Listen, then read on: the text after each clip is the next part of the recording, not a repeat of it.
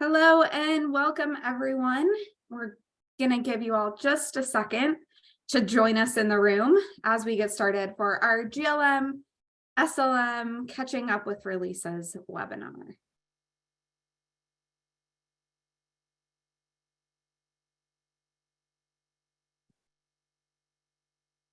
Numbers are ticking up on us, which is great.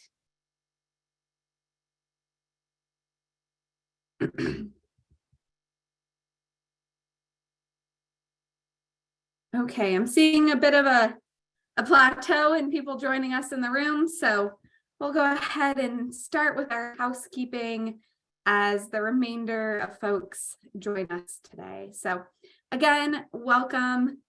This is our GLM SLM Catching Up with Releases webinar. I am Sammy Holsworth, Product Manager of Grants and Scholarships. I am going to be taking us through the demonstration today, showing you what's new. We're going to spend a lot of our time in what's new in the software. And then we're also going to take a peek at some things that are maybe coming soon, get a little bit of feedback on those if time allows as well. And I'm joined by Nick Combs. Nick is our product owner of Grants and Scholarships. Nick is going to be watching the Q&A for us. And as I always say, Nick's going to be making sure he keeps me honest on what some of these things do and don't do for you all. So Nick and I will kind of go back and forth, but as always, and we're getting to this, how to submit questions. Nick's there, he's moderating any questions that maybe you have that are one-off for you, but also as we go through the features, we will be stopping at each one and answering any relevant questions as well. So with that, you will notice that we are using Zoom as our technology platform for today. If you have any questions, so as I just mentioned, we want your questions, we want your feedback. Today, we are only going to be using the Q&A box. So we aren't going to be using chat. We're not going to be using raise your hand. We don't want Nick looking in 5 different places. We've got a lot of you on the conversation today, so we are going to limit the raise your hand and unmuting folks. So we just ask everything goes in the Q&A box. We are also recording today. I know that's a question we get every single time. We are recording. You can come back, watch a section of the webinar. If you have to sign off early, if you want to share it with a colleague, you will get the email recording at the end of this, as well as available in the system in the little 9 dot. And lastly, on Zoom, we are also providing live closed captioning on today's webinar. Please note that these are automatic captions and may not capture our presenters' words with 100% accuracy. If you prefer, you may hide them by clicking the closed caption icon and selecting hide subtitles. Interacting with this icon will also give you personal settings for things like the size of caption or live transcript as well. So just a little bit about Foundant. We were founded in 2008. Foundant has both grown in the number of clients we serve and in the team members we have to help make our clients successful. Through that growth, we have not only added technology solutions to solve problems for organizations across the philanthropic sector, we have also invested in our systems, processes, and most importantly, people, so that we can continue to support the most important part of our work, which is helping you all to be successful. So, Nick and I bring a lot of, both of us have been here 10 plus years. That's why we show up every day, is to make you all successful. And I think one of the reasons we really love doing this Catching Up with Releases webinar is, it's the latest and greatest, and hopefully the stuff that we've put in the software helps, the work that you do, makes it a little bit easier. Other things that you're seeing on this slide are just a little bit, again, about who Foundant is. So our mission, our brand promise, our vision, and our values. And these are just the things that we show up with every day to, again, really help you all do the work that you're doing. With that, we're going to leave the conversation today, and we don't want it to be the end of the conversation. We encourage you to join us in Compass, which is Foundant's community for philanthropy. and to keep the conversation going. I know last time we came out of a catching up with releases, we had looked at DocuSign, and that really spurred a conversation around how are people doing agreements in a larger conversation, and really had a great conversation there around DocuSign versus follow-ups versus do we even need a grant agreement anymore? So maybe today, as we dig into our features and functionality, something's going to kind of pique your interest, and you're going to say, well, how are other folks doing this? How are they adopting? How should we be thinking of this? We encourage you to go continue that conversation, engage with your peers in Compass, which you can access through the little compass icon within the product or at community.foundant.com.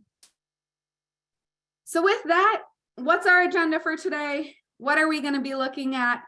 One thing I always like to point out is we are going to go through our releases in order of license type.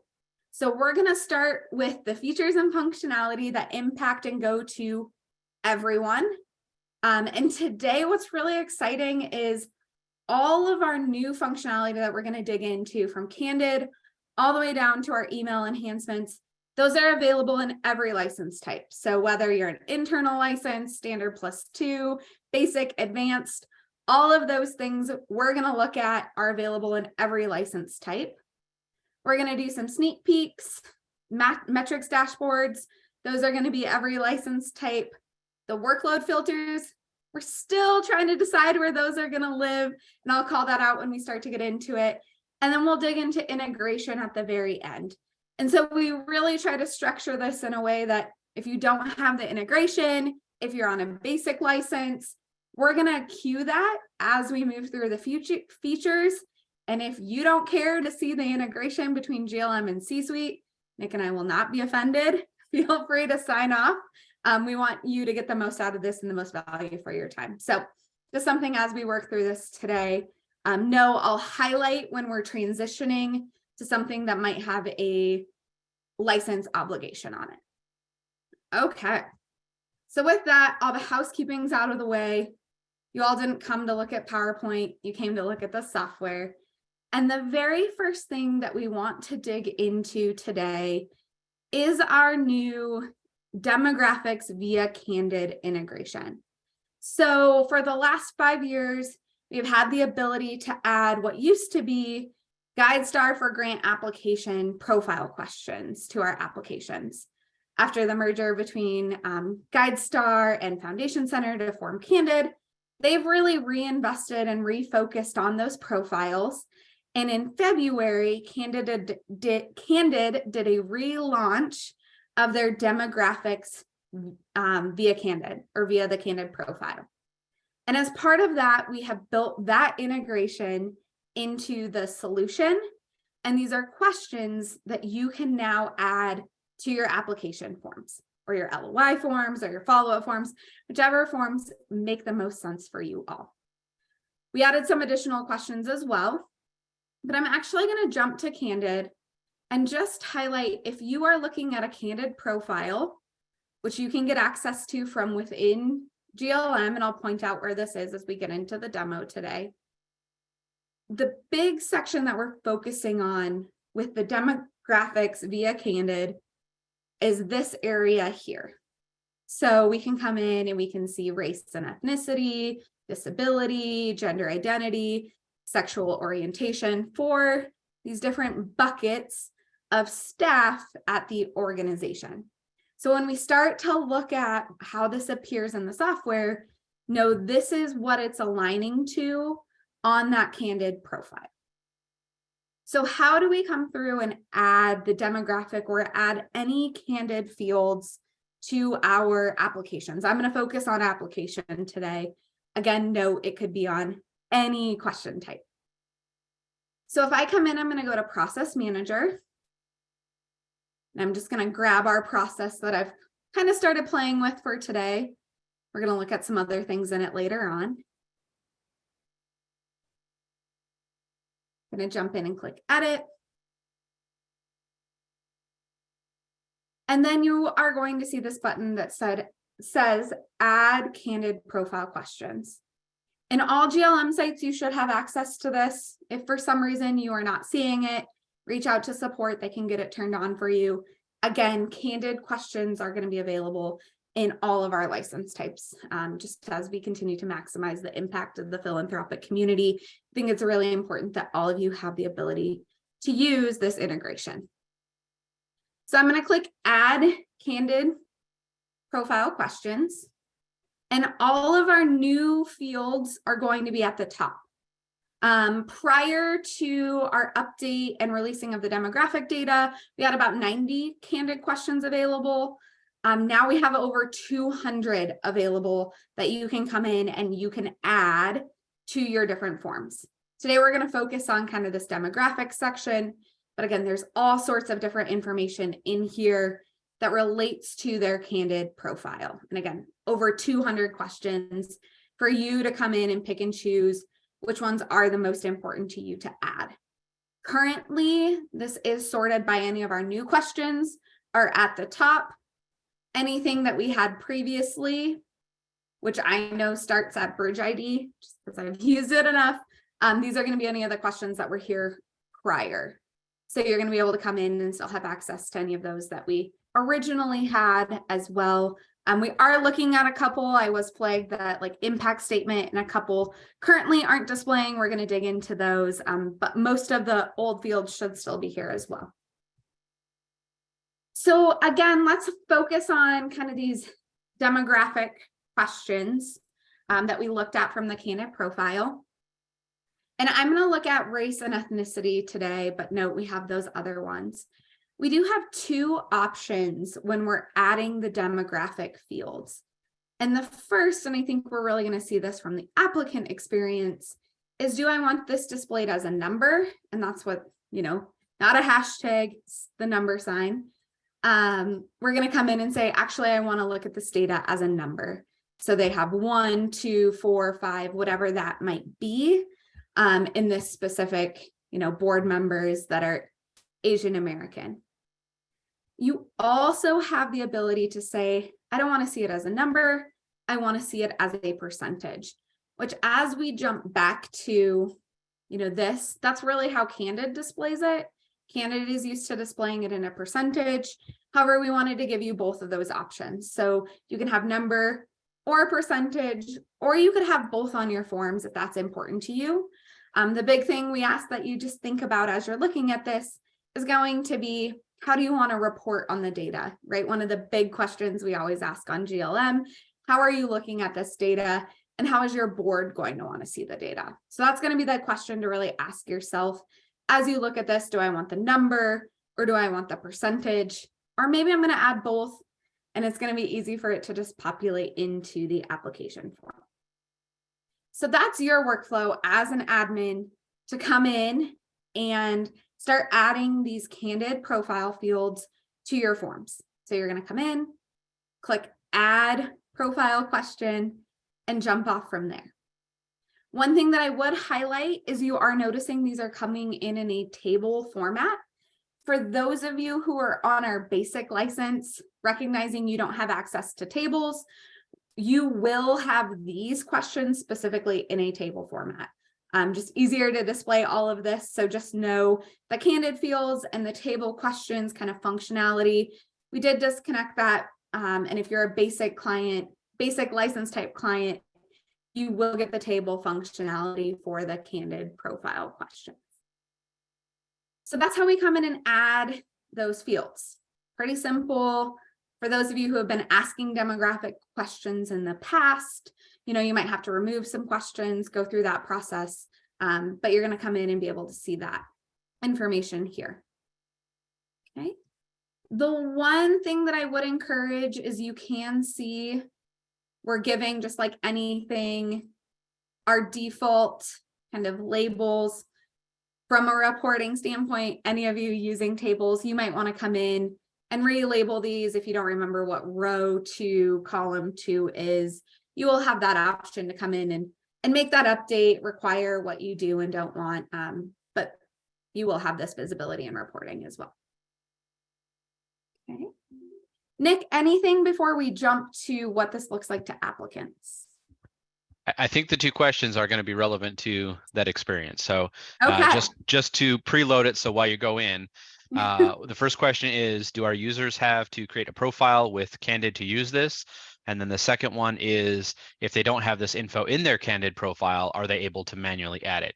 I think Great. you'll address those questions. So Awesome. So let's go to the applicant experience. I'm going to use our proxy function today just to save me some time. And we are going to use the red cross.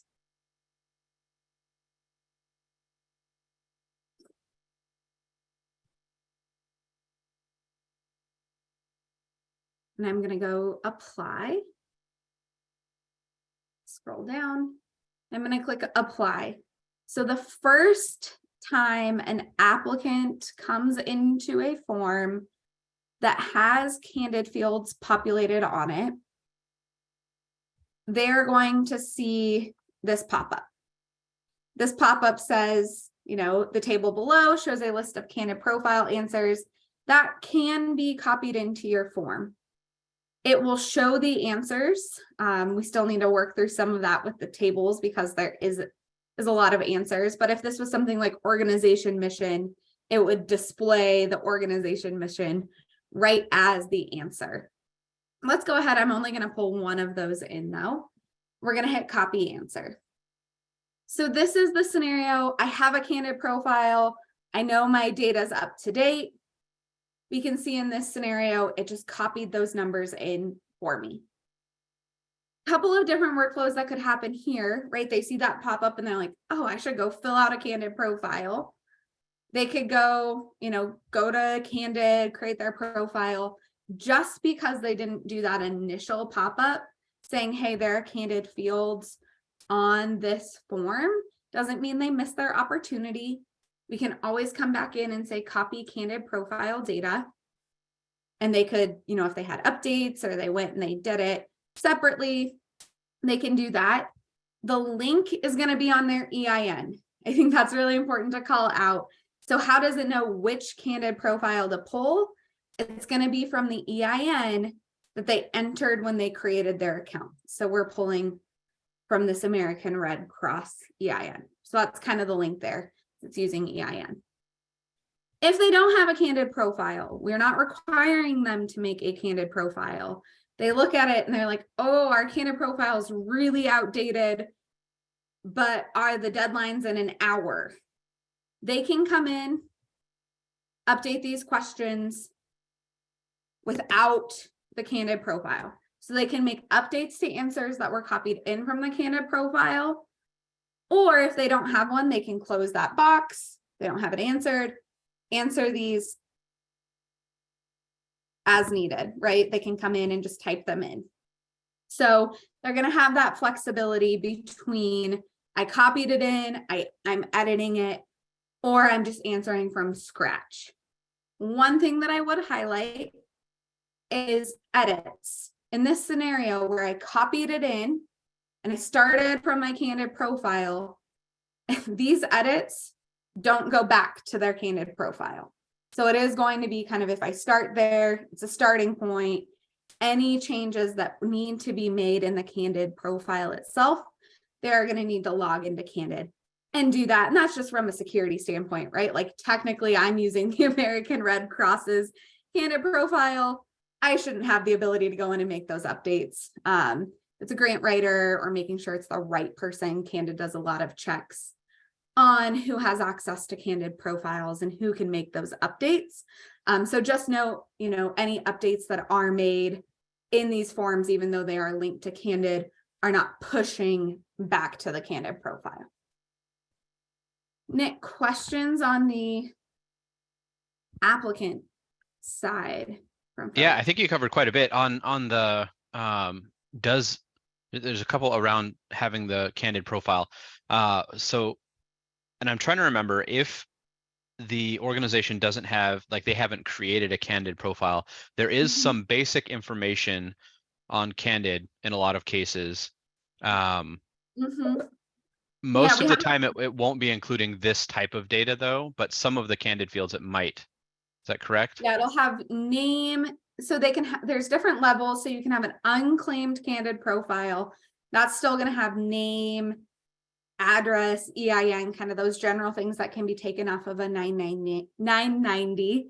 And then they have different levels around like bronze, silver, gold, platinum. I do believe demographic data is at least part of the gold, like the gold standard or badge that they give. And with those badges, they require updates yearly, at least in the higher two of platinum and gold. If they don't have a candid profile for some reason, like we don't have an EIN, I do believe our initial pop-up is like, we don't have anything to map this to. Go to Candid and create or claim your profile there. So if it doesn't find anything to link to, there is that messaging as well. Yeah, and that was one of the questions is can we update the language for the pop-up in our site? Something like if you don't have one, you can manually enter the information. So the pop-up today, we cannot manually update. Something we could talk about. The other thing I have seen folks do is instructions at the top of the application. Like I said, I really like that. And our success team has really great examples of that language too, because a lot of us ignore initial pop-ups, right? That pop-up's going to come in when we click apply, but we're probably going to close it out because we're not quite sure what's going on. But we did want to put it front and center to start to give people an ability to know that it's there. I always encourage folks, if you're also using candid fields, let's put an instruction area at the very top of your form. One, to talk through, like Nick just said, hey, if you don't have a candid profile, that's fine. Just answer the questions below. If you end up needing to copy your candid profile at any time, here's a button up here. Our success team has great language that other clients have created and shared with us that we can give you as a jumping off point. So long answer for no, we can't update the pop-up today, but we have really good language that can help with instructions on top of the form or even within each question as well. Yeah. And on that note, is there any cost associated with, there's a couple questions about, is there any cost associated with creating a candid profile? There's not. Perfect. There's not today. Nope. Yeah. So organizations can go in and they can, sign up their candid. They can put in, like Sammy was mentioning earlier, they can put in as much information as they feel comfortable giving or want to provide on Candid's site, as far as all of this demographics information. And the more they provide, the more they're able to give to Candid. They have those different badge levels.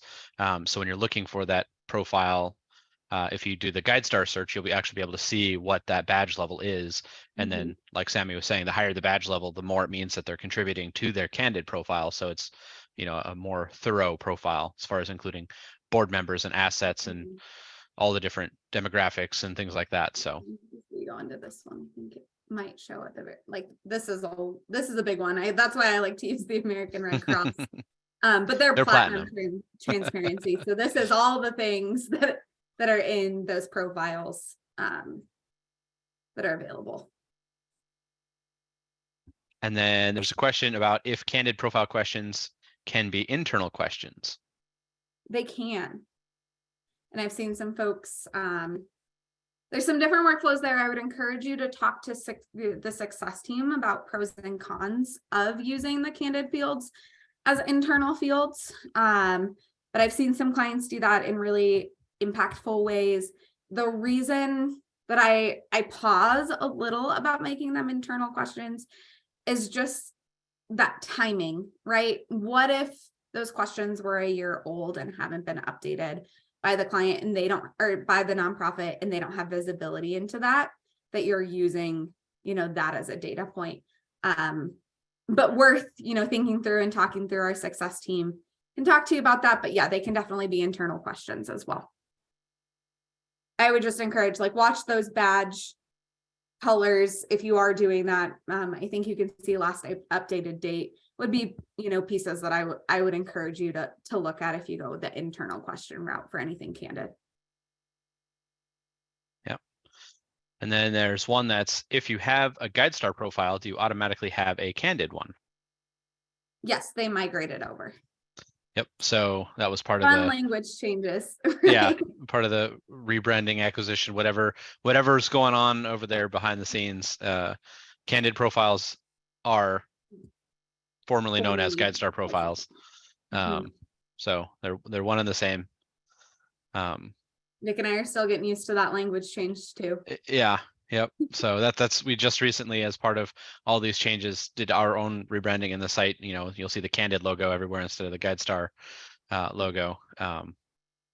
Working with their team to make sure that that was all correct. So yeah, let's see.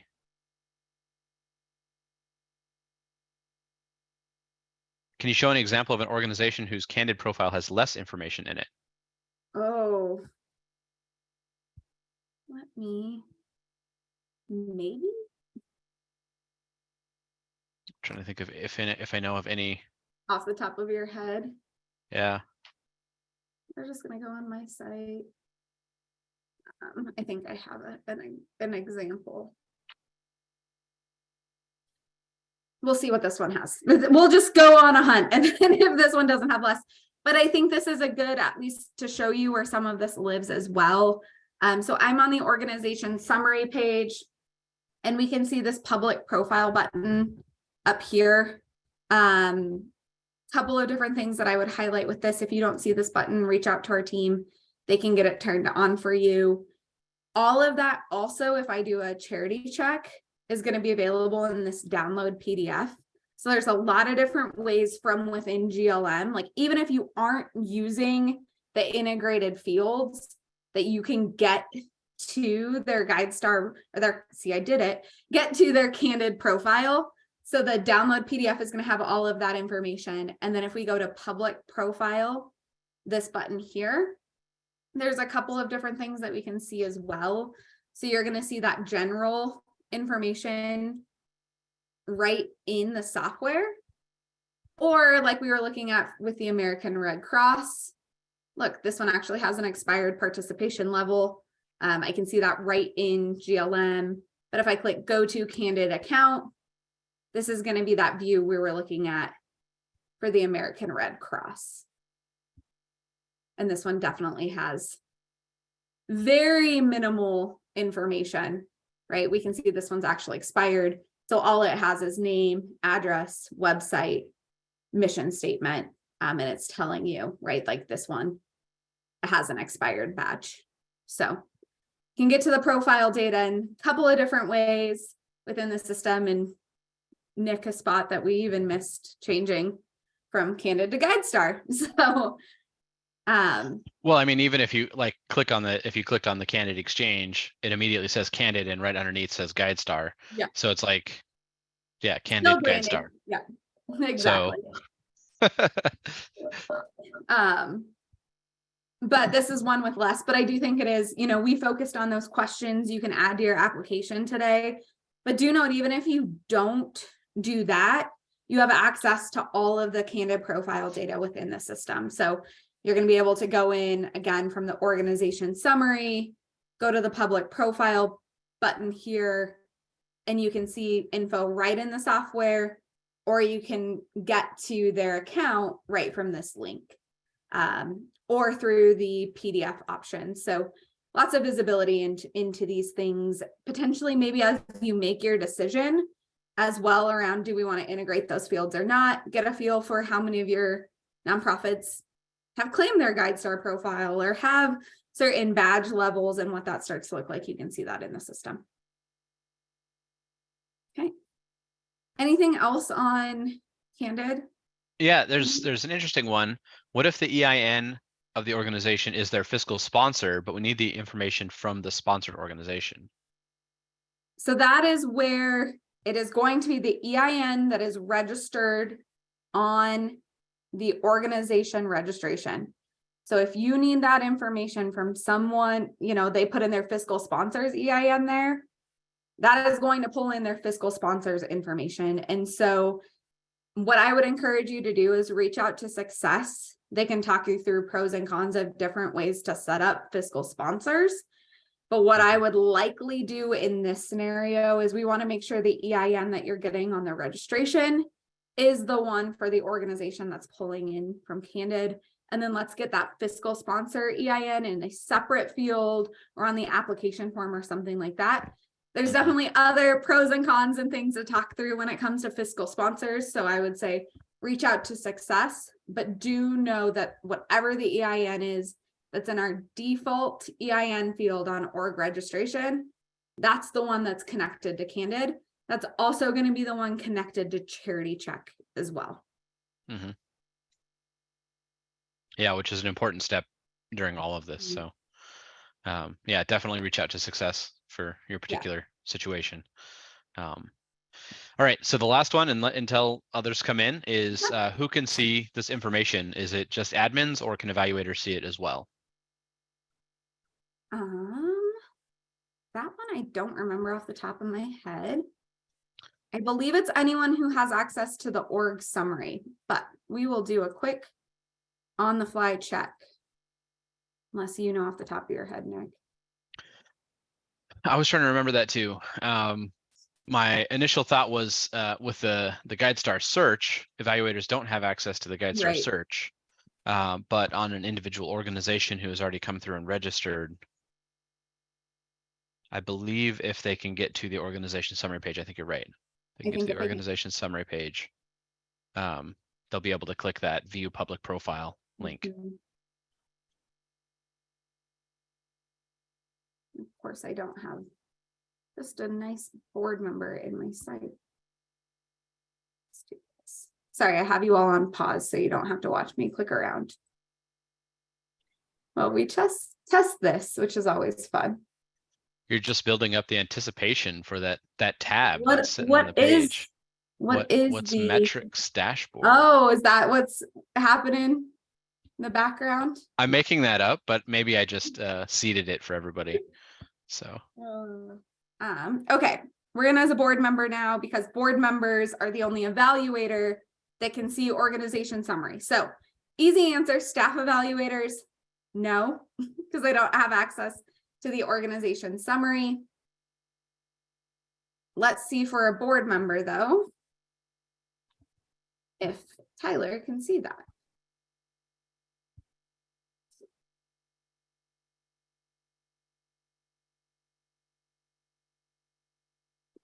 Just grab American Red Cross. Yes, so if they have access, Nick and I were right. We like to test ourselves every once in a while. They have access to the organization summary. They're going to have access to view that public profile button. See, Sammy, it's not always about knowing all of the things, but it's about knowing how to figure them all out. Right? Exactly. You didn't have to watch me struggle to make sure I had a board member. Okay. Should we move on from Candid for now, Nick, do you think? One last question is, it's a little specific, but I'm not 100% certain on the answer, and maybe you know. What specific field does impact statement link to on a Candid profile?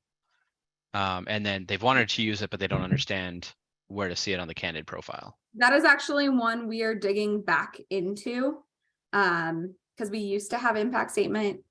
It now we think maps somewhere else. So Kristen, I don't have that answer. It's actually on my to-do list to reach out to Candid, because we had another client who was previously using it and it doesn't look like it's mapping to what they thought. So we have an action to get that answer for you all. TBD. We'll get there. TBD. Yep. Okay. Well, with that, I think these next ones maybe should go quicker. Maybe not. We'll see. So the next one I want to jump into, I can't remember if we had time to hit these two on our last Catching Up with Releases webinar. So I just wanted to make sure you all saw them, because they have been requested Idea Lab items. Wanted to make sure that you were all aware of them. And there are some email enhancements. So within emails, we have the ability to add attachments that are in our emails that we send out. Maybe this is a logo release. Maybe it is your logo. Maybe it's, it's those attachments that we kind of want to send or need to send every time. So we've done a couple things around email attachments that I think are some big wins. So if we're building an email template, we can now come into that template and we can add attachments specifically to that email template. So this might be an automated template that you set up. It might be a template that we send frequently, but you can now have attachments on those templates that are going out. So a couple examples that I've heard from folks. One is, again, that logo, right? Like if we're going to require as part of our agreement that you put our logo in your newsletter or on social media, we want to get a high quality JPEG, PNG, PDF logo to everyone who was awarded. We can now put that attachment right on the email template. Maybe we have a secure form that needs to be filled out that we're not doing within the system. Example might be ACH.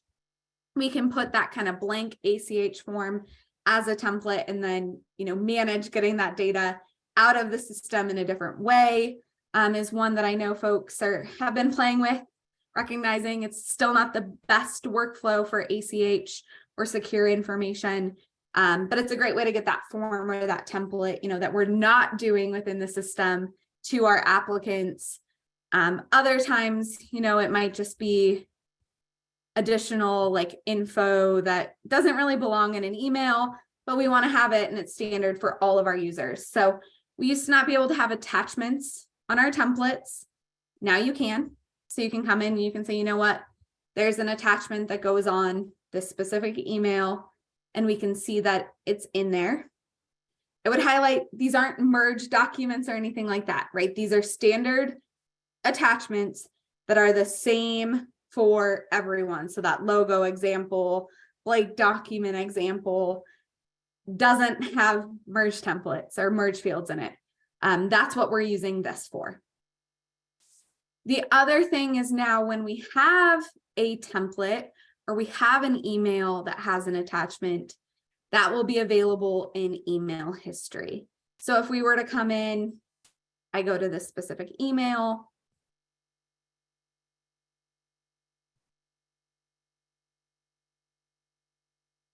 Or this specific request.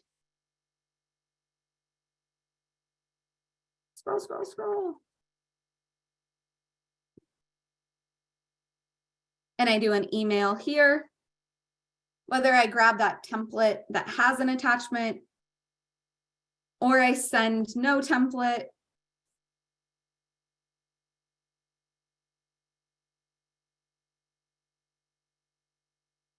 I can add attachments. You can also upload directly from your computer, right? If this is a one-off, it's not something that we're using. But when I send this, attachments will now be part of email history as well, which we know is really important to you all, whether it's on that template or it's, something we added one-off. That's really important in the one-off scenario, that now when we look at the email history of this request or the organization, whatever level we look at it on,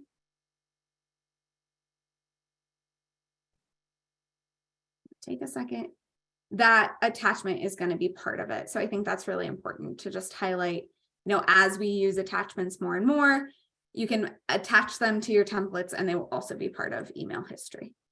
So just some quick little ones there, but I think it's important to call out. Nick, any questions from folks on that one? Yeah, somebody's asking, where are email attachments stored? Did you go to the email attachments page? I didn't go to the email attachments page. Nope. So they're stored here in this email attachments area. And if you have, you saw I could browse my computer and I can add it right from there. They will get stored in this email attachments area as well. So any of those that you use frequently that you're going to be putting on a template, you don't have to put them here first. Like I said, you can always click browse computer and do it from there, but you can upload them in this email attachments area as well. Mm-hmm. And then let's see, are email attachments also available in SLM? Yes, everything that I just showed is also available in SLM. Great, clarifying question.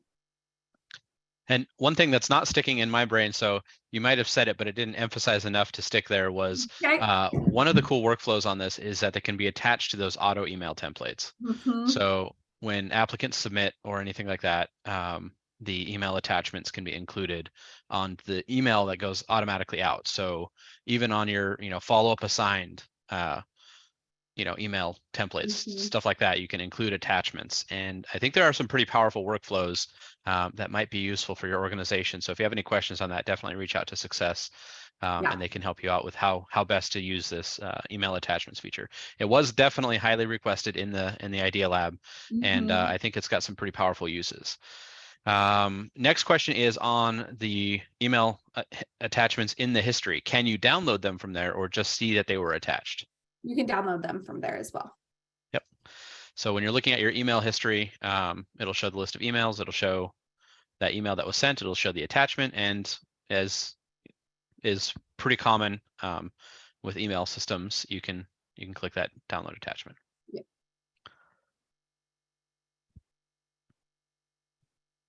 Mine is just Let's click on the subject. Sent it to. So there's that attachment. Yep. You can download it.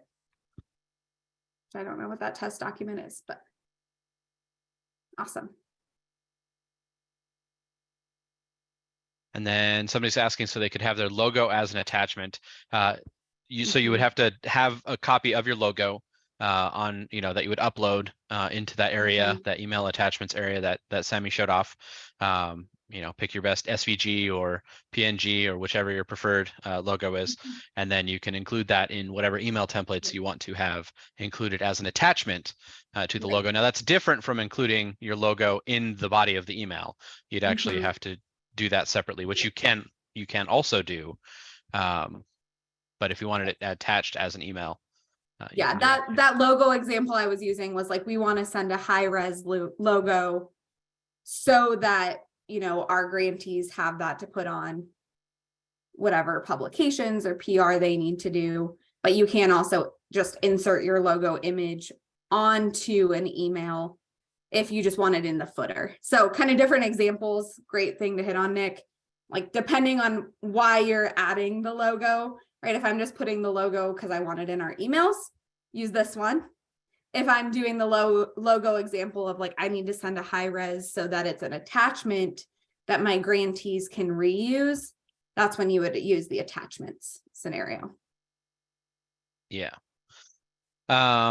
Next one is about emails in general, to see if they can change the from address to be a different address than administrator@grandinterface.com. I brought it up here because I think that's a pretty common question that's probably worth answering to a broader audience. Yep. So the from address, so this piece right here, we cannot change. There's lots of reasonings behind that, why we haven't, moved it so it comes from like your sender. A lot of that has to do with anti-spam policies and those different pieces, that if it's an email address that we can help control, we can help monitor a lot of those different things and make sure that emails, are adhering to all of those and they're not getting flagged with our email vendor. So that's part of it. So short answer, no, you can't change this piece. You can change this piece, which is called the friendly name. So that's really what is going to hit the first part of the inbox that we see. And you can actually change that through settings yourself. You don't have to reach out to us. Nick, anything you would add on kind of the why other around changing emails and why we haven't opened that up yet? Yeah, I mean, I don't think I think you answered everything. Yeah. It's really has to do with spam policies and just the internet as a whole. I mean, if you think about the situation, you could have maybe 100, 200 grantees or something in here, and if anybody can change whatever that email address looks like to whatever they want, to have it look like it's coming from google.com or some other whatever source you want. I mean, it's a pretty easy way to create scam emails. So the internet in general has pretty strict protocols around that. So, we have this administrator@grandinterface.com that's registered, well known. It is like a safe domain to be sending emails from, that using the GLM software you all can use as well. So when you're sending emails, it comes from this recognized source. If we tried to change it to anything else, we get blacklisted very quickly. Yeah. Ask me how I know, because we used to try. And we settled on this as the solution a while ago after, working through internet spam policies. So yeah. Fun stuff that people didn't know they were going to get to talk about today. I know. Okay. Well, with that, I'm going to jump to tabling questions. Tabling questions, just some enhancements there that we've recently added. Would highlight tabling questions are standard and above license types. So again, for those of you on a basic or below, encourage you to stay on because we might do a couple sneak peeks, but if not, don't worry, you will get the recording, and this should go relatively quickly. Just a couple of quick updates we've made to those table type questions. So I'm going to come back and I'm going to filter to our catching up with releases process. And we're going to go look at that one that we had submitted. And in this table, I'm just going to do some quick admin edits because we didn't fill this out.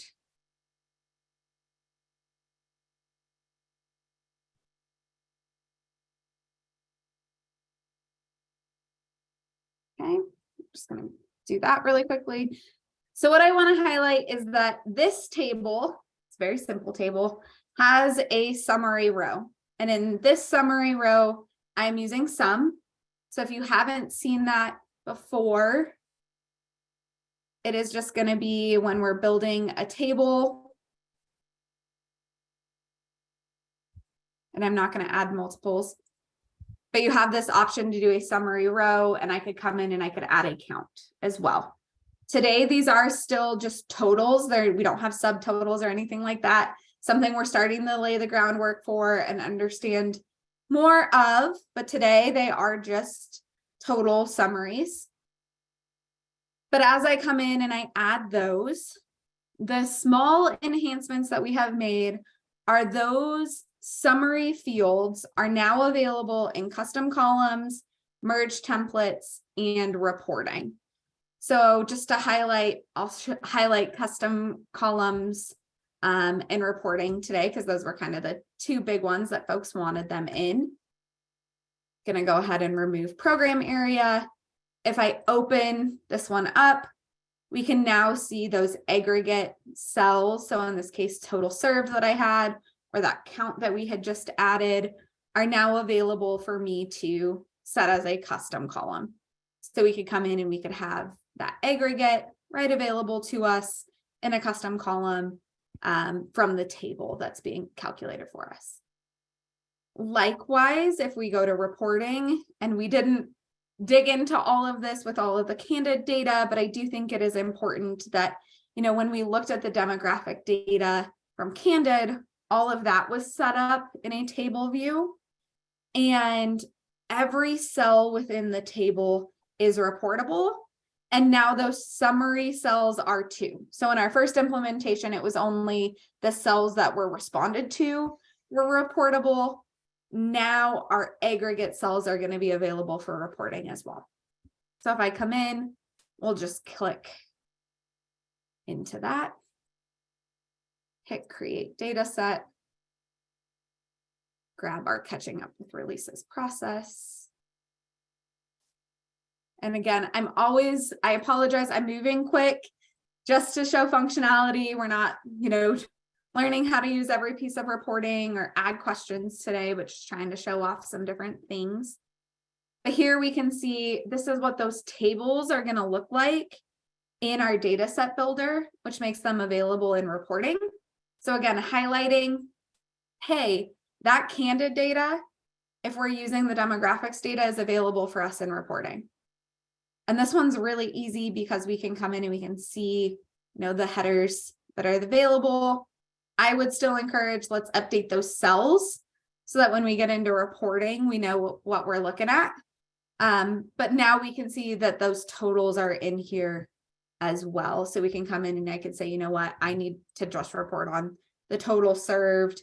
I don't need to report on every unique answer above that. So a couple of pieces, just making that available in reporting, but little bit of like best practice. Again, I think that reporting really hits on is when you're building your tables, or even when you implement the candid table, I feel as though the best experience you all are going to have when you start to use those fields, whether it's in custom columns, reporting, or merge templates, is let's really make sure, and it's going to take a little bit of extra time, but I promise you it's worth it. Let's make sure we have really, really good cell labels, because those cell labels are going to be what we see in custom columns, what we see in reporting, what we see in merge templates. So just maybe a little bit of a soapbox, but I really, really encourage, these are unique. You can come in and you don't have to, but I really do encourage, let's give this a meaningful cell label. It'll make your life easier in reporting. There's lots of other best practices with tables and how they work in reporting, but that to me, I think is the most important one. Let's put a really good cell label when you're building your tables.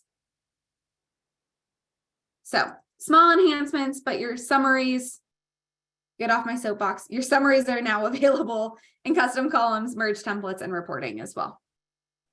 Anything there, Nick, that's coming up for folks? Nothing kind of broad, kind of just specific questions for some implementations. The one that I'm answering now is there any way to select all of the boxes instead of having to click each box in a table for reporting? Mm-hmm. So I was just answering that, not currently is the short answer, but with some context is, yeah, I mean, some people want it, but a lot of people also are, what we've heard is that summary row is kind of most important. So if they can get that into the report, or a subset of the data is usually catered to the specific report that they're building. I don't think we have a ton of use cases for just, I want everything in this entire table in reporting.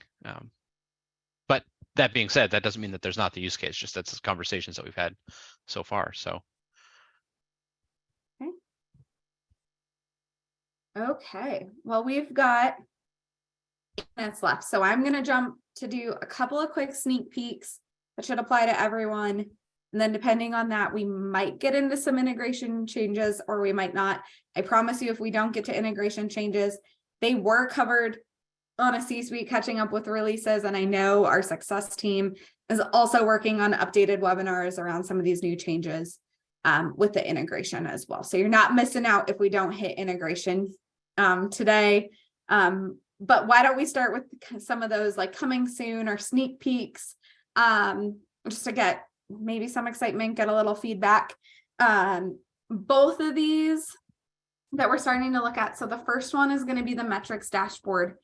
Currently, we're working on some feedback. Major thank you to a small pool, large-ish pool of clients who have been helping us kind of work through iterations on metrics dashboard. We really appreciate your feedback. And with that, these are going to be changing a bit in the next month or so. We are hoping to have these released in July. Really just depends on some of that feedback we got and being able to make a couple of tweaks. But Nick and I are too excited. We want to get you all just aware that they're coming and kind of what they are, what they aren't. So with the metrics dashboard, these will be all license types. Again, we're targeting July, might slide a little. Just keep your eye out on release notes.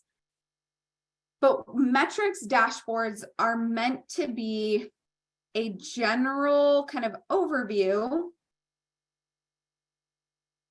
of what's going on in your site.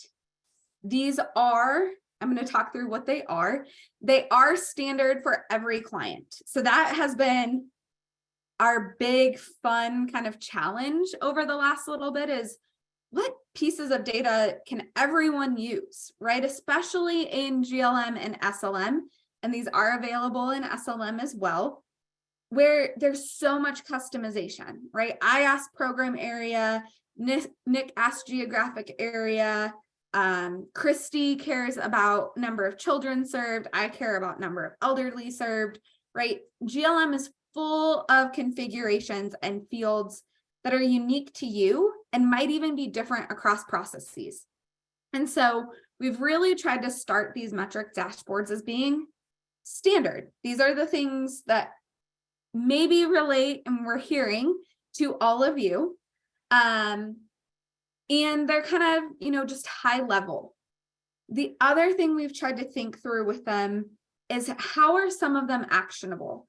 How are some of these metrics that we're looking at something we can quickly go in and I'm going to take action because I saw this data? So again, there's likelihood these are going to change. We might add one or two more. But this is kind of where we're jumping off with just some standard visualization in the software.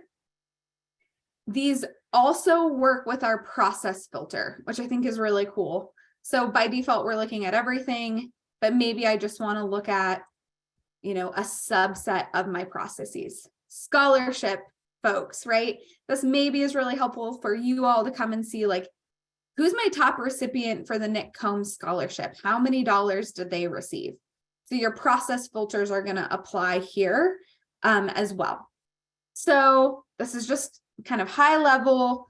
We're going to have things like the amount awarded over the past 10 years. We're going to be able to see things like top recipients by dollar amount. And then, as I mentioned, we wanted some of these to start to feel actionable and that you can come in and take action on. So two of my favorites are these upcoming installments. And again, we will dig into a lot of these when they're released as well. What are they? What aren't they? But these allow me to come in and see any installments, the total amount of installments in the next 12 months. What do we have kind of sitting out in forward commitments in installments? And then we also can see past due follow-ups as well. And what's cool about kind of these three currently is their drill throughs. So I have, past due follow-ups. I have 2 past due follow-ups from February. Great. Seeing that I have 2 doesn't really help me action on that, but I can click on them and it takes me into the filtered workload page for those 2 follow-ups. So automatically filtered. Here are the past due from February, and I could come in and I could send them an email. So that, again, little sneak peek coming soon. We will definitely spend a lot more time on them, but that's kind of what we're working on for some visualization and upcoming metrics that we hope to have to you all in July. Nick, I will do a quick pause there.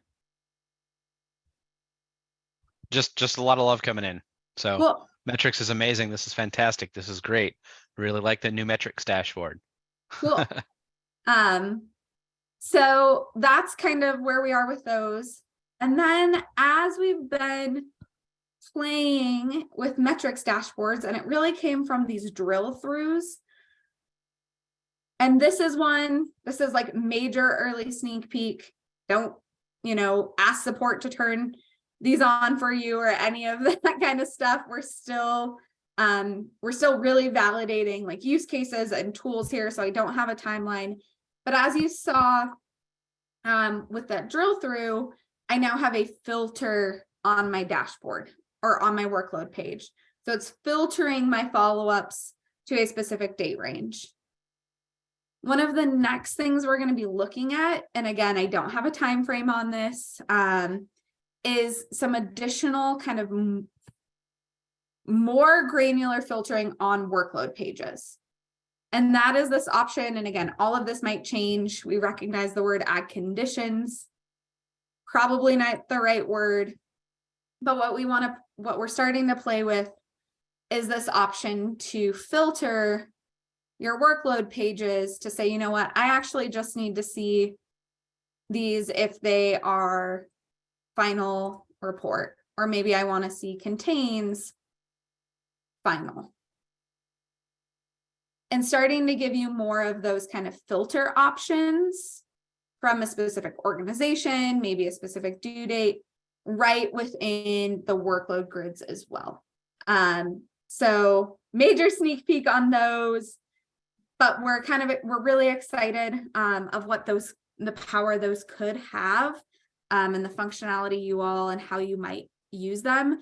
So this is mostly a plug. If you're seeing these workload filters and you're really excited about them, email myself or Nick. so that we can, get you into maybe early adopter. We can pick your brain on how you want to use them as we continue to kind of evaluate tools and what this could look like. But something we're hoping to get out this summer, as well as these kind of filters that are pretty darn powerful on the workload pages. So not a lot here, mostly just a plug. If you are incredibly excited, send myself or Nick an email and we'll get you on a list of folks that we keep in the loop or reach out to for, some early testing on this stuff. So anything there, Nick? Somebody was just asking what the license type is for metrics dashboard. Metrics dashboard will be everyone.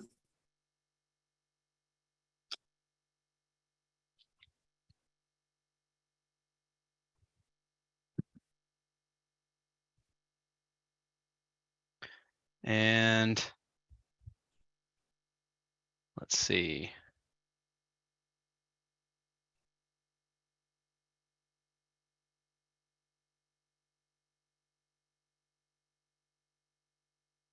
Okay. Hopefully people are just being like, include me. Yeah, looking through. Cool. Well, Somebody was asking about the grant award date if we don't get to it, support article. So I did check with our product education, and there is a support article on it. I'm trying to track that down. Great. But it is out there. So if I don't get to it beforehand. Okay, so with that, we are at time.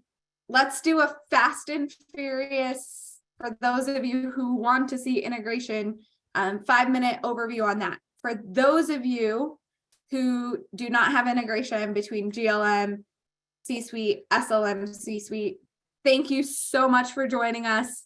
As I mentioned, if for any reason you got really excited about metrics dashboards or those workload filters, shoot myself or Nick an email.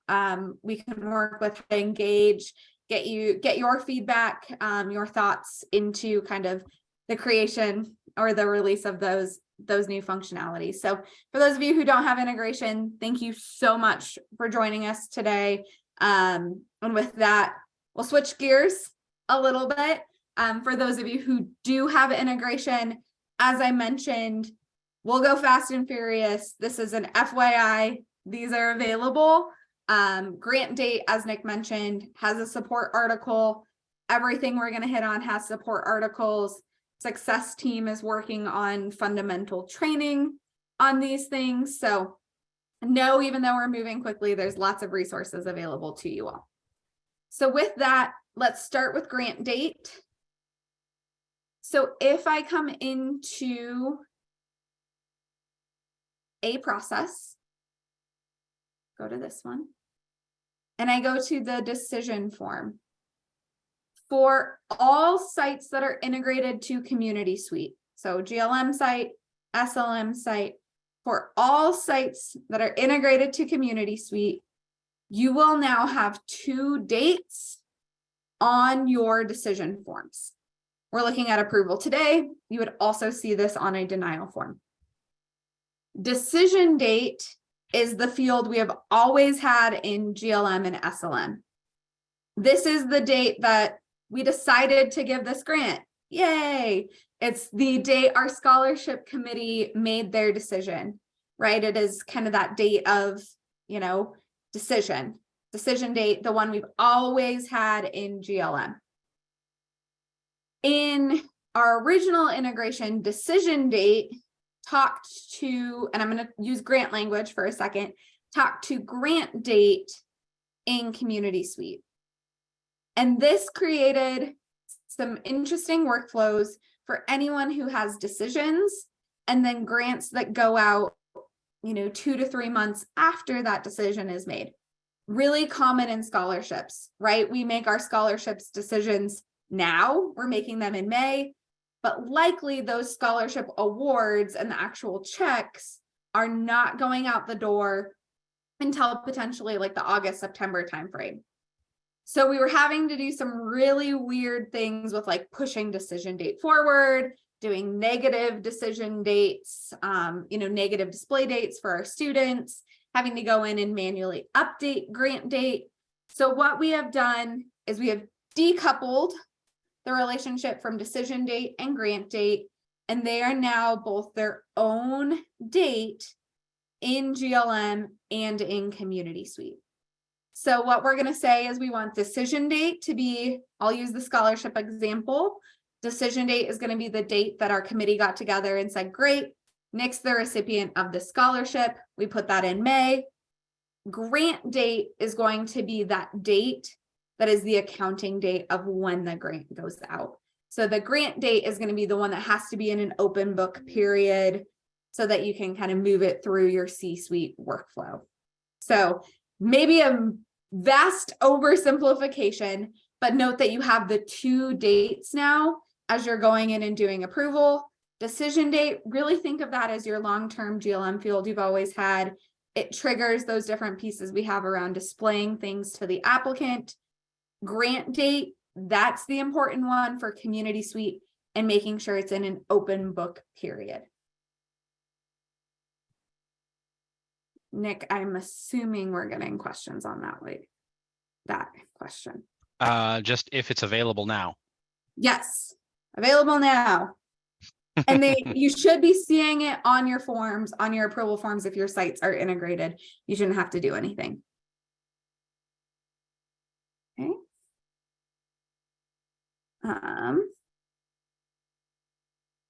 And this says, will grant date port to grant date? Yes. So Julie, decision date is going to go to decision date, distinct. So decision date is a new field in C-suite. It was the field we always had in GLM.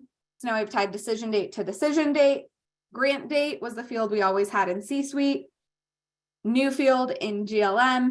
Grant date's going to talk to grant date. And then all of our other dates, installment date, payment date, all of those are still linking as they always have.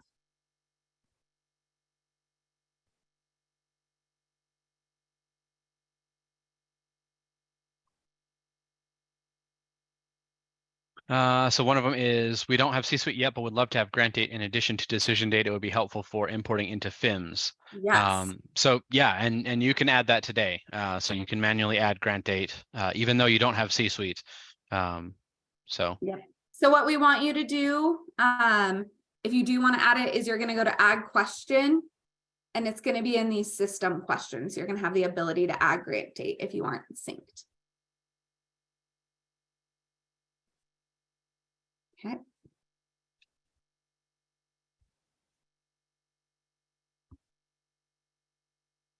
And then is there a way to assign those dates so students don't see the date prior to the senior awards?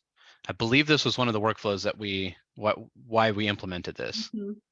So what you're going to do, Selena, is decision date's still going to be our key, but in settings, and I apologize, I'm going to have way more settings than you all do.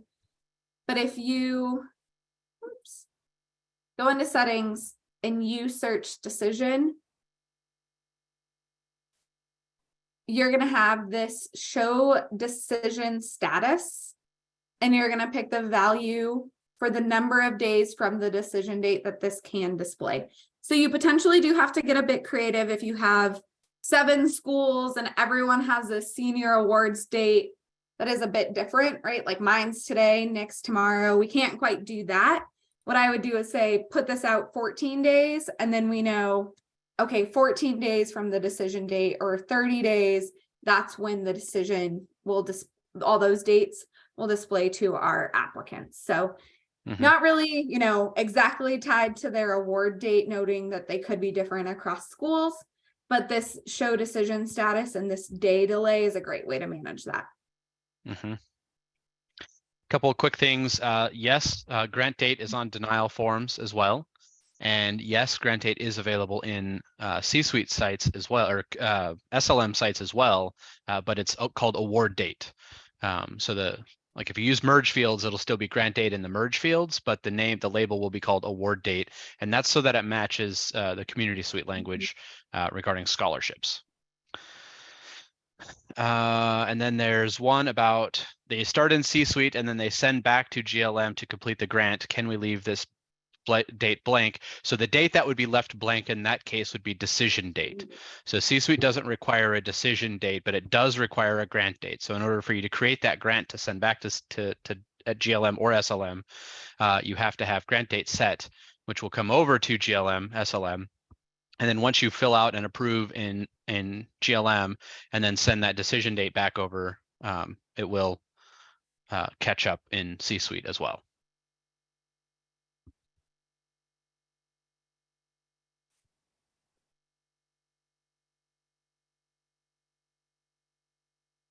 Lots of questions on why is it on a denial form? Yeah. That's a fair question. Really, because it's the date is meant to reflect the date that the concept was created in C-suite. The concept of the grant or the award was created in C-suite. And that really ties into, I think, this next piece, Nick, that we were going to look at today, is you can now integrate denied grants between GLM and Community Suite. And so that's really where it becomes important, is C-suite always wants that grant date. That's the date it really cares about. And so it's for that integration point. And now that we can have denied grants moving from C-suite into GLM or GLM into C-suite, that's really why we have that field available on our denied grants. And so just to really quickly show you that, we can come in, we can deny a request. So in this case, I'm going to deny this grant. In the past, we used to only be able, especially from GLM to C-suite, it had to be awarded. That was the only status we could send to. Now from C-suite to GLM, we could go pre-award, we could go awarded.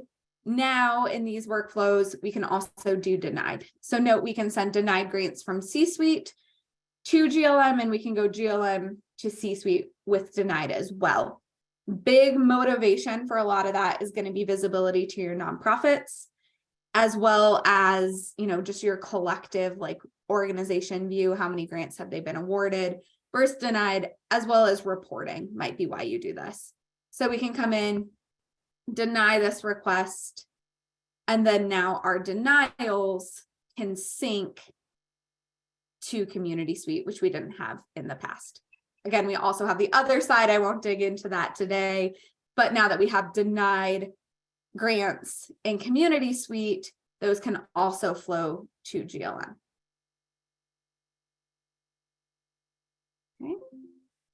And then just the last piece of all of these integration changes that really came from denied grants, and denied is only grants in GLM. It is not SLM. So you cannot move denied scholarships between the two. It is only grants. But we did add the batch option to send grants from requests and decisions as well. So if you have a set of denied grants that need to go to C-suite, you can bulk integrate that from requests and decisions. So now we have the send to Community Suite there. You can also do this. One of my new favorite workflows is from requests and decisions. And maybe I need to do everything that was just in a certain date range. So everything that's been approved in the last 4 months, that's what I need to send to Community Suite. I can go here and then move forward. And my dates are not happy. We'll go none. And we can do a send to C-suite in bulk from here as well. So big updates, grant date and decision date are now 2 separate fields. We can integrate denied grants, and we can do batch send from requests and decisions. Fast and furious integration stuff.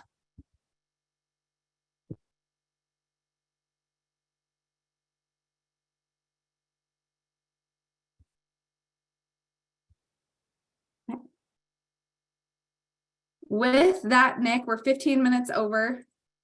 I do want to be respectful of time.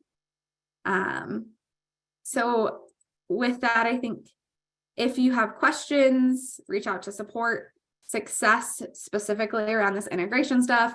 If you want to jump in and give us feedback on metrics or filters, myself or Nick are your key points of contact. And if you don't know how to get in touch with us, you can always start with support. They'll route it through to the right folks on our team. But with that, it sounded like there was some excitement around new functionality, which is always fun, kind of how we kicked off the webinar. Nick, any parting thoughts from you? No, it was just really good conversation today. There was a lot of back and forth questions, some really good ones for everybody, some really good ones to answer kind of one-off. So yeah. Great. Thanks, Thank you everybody. all and have a wonderful day. Great crowd.